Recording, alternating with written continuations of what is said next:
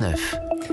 Les restaurants ont donc repris du service et nous nous arrêtons ce matin sur une bataille judiciaire qui les oppose à plusieurs compagnies d'assurance depuis des mois, depuis le premier confinement.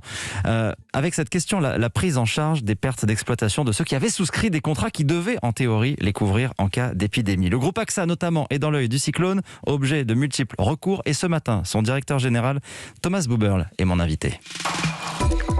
Le tête-à-tête. Sébastien Krebs. Bonjour Thomas Buberl.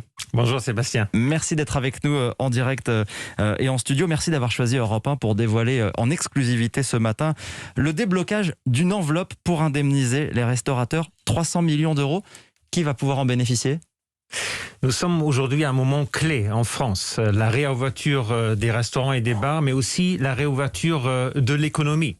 Un moment de retour, on veut faire partir, on veut accompagner nos clients restaurateurs dans cette réouverture, comme on l'a déjà fait pendant la crise. Et ce moment est très important de mettre derrière nous cette difficulté, le flou judiciaire qu'on a vécu dans ce dossier des restaurateurs. Je regrette tout ce qui s'est passé parce que on était divisé avec les restaurateurs par un malentendu.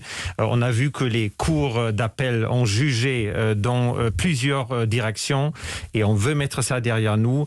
300 millions pour les 15 000 restaurateurs qui sont des clients AXA pour qu'on puisse accompagner la relance. Ces tensions, ce malentendu, comme vous dites ce matin, c'était porté sur cette formulation du contrat que les restaurateurs avaient souscrit chez vous. Ils étaient couverts en cas de fermeture administrative due à une épidémie, mais pas lorsque cette fermeture concerne tous les restaurants. En tout cas, c'est l'argument que le groupe AXA avançait. Ça veut dire que vous avez changé de position aujourd'hui ? Non, pas du tout. Cette solution des 300 millions, c'est pas une indemnisation. C'est une transaction pour mettre fin à ce flou judiciaire qu'on a vécu. Vous avez vu à Bordeaux, même cette semaine, dans la cour d'appel a donné raison à AXA, mais on a vraiment vu que même les cours sont pas clairs entre eux. Oui. Quelle est la solution ? Dans les trois quarts des décisions ont donné raison aux restaurateurs. Oui, mais si vous regardez les cours d'appel qui sont importants, là vous avez un à Aix perdu, un à Bordeaux gagné, et on veut mettre ça derrière nous. C'est pourquoi ce compromis. Il y a encore beaucoup de dossiers en cours ?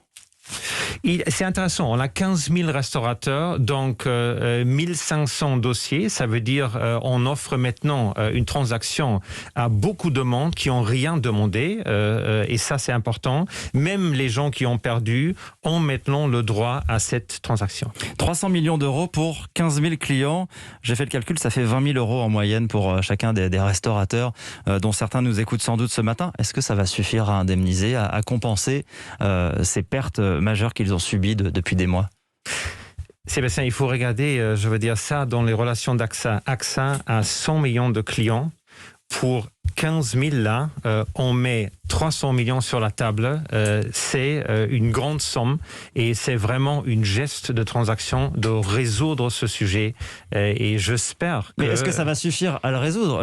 L'avocat Jean-Pierre Tertian, qui représente plusieurs restaurateurs, estime la facture, lui, à quasiment 2 milliards d'euros, donc 6 fois plus. Alors, c'est certain que l'État a beaucoup contribué par le chômage partiel, par des moyens spéciaux. On va faire notre mieux maintenant et ça, c'est pourquoi les agents dans le terrain vont travailler avec chaque client pour voir quelle est la solution selon le chiffre d'affaires, l'indemnisation. Moi, je suis sûr que ça va être bien reçu parce qu'encore une fois, à peu près 13 500 clients n'ont rien demandé. Pour eux, c'est une très bonne nouvelle. Quelles sont les démarches, si ces restaurateurs nous écoutent ce matin, qu'ils doivent démarrer aujourd'hui pour prendre contact avec vous, pour demander cette indemnisation, cette transaction, puisque ce n'est pas une indemnisation, vous l'avez dit. Il faut qu'on soit clair là-dessus. Alors, on a dit on veut aller très vite parce que c'est maintenant le moment.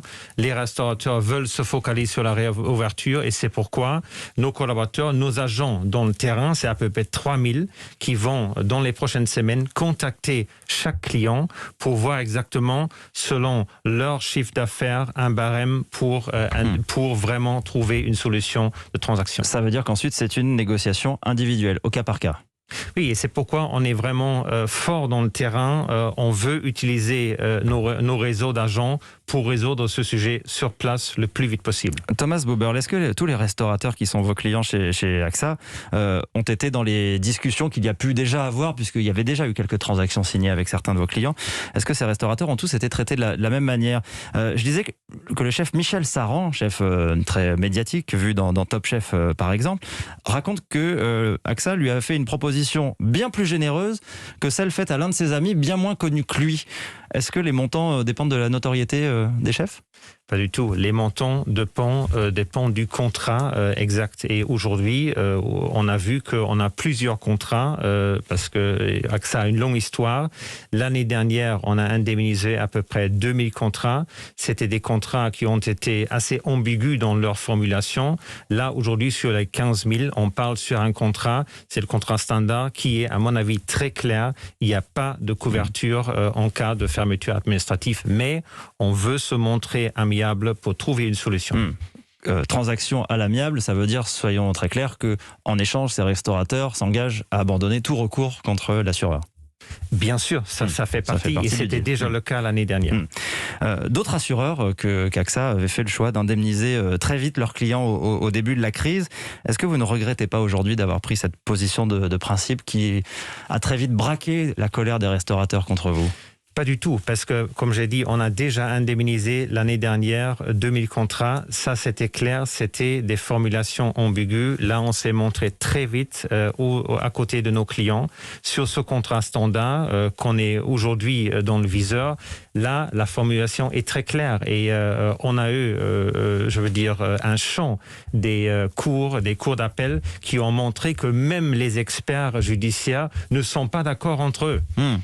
Cette question d'indemniser une épidémie, mais qui ne concernerait qu'un seul établissement, c'était la formulation dans le contrat. C'est ça, parce que dans un établissement, si vous avez un cas de salmonelle dans un établissement, on a toujours indemnisé dans le passé. Là, et le contrat le dit clairement, si plusieurs restaurants, pour la même raison, sont fermés dans le même département, la garantie ne s'applique pas. Je pense qu'on ne peut pas être plus clair. Elle vous a coûté des clients, cette crise ?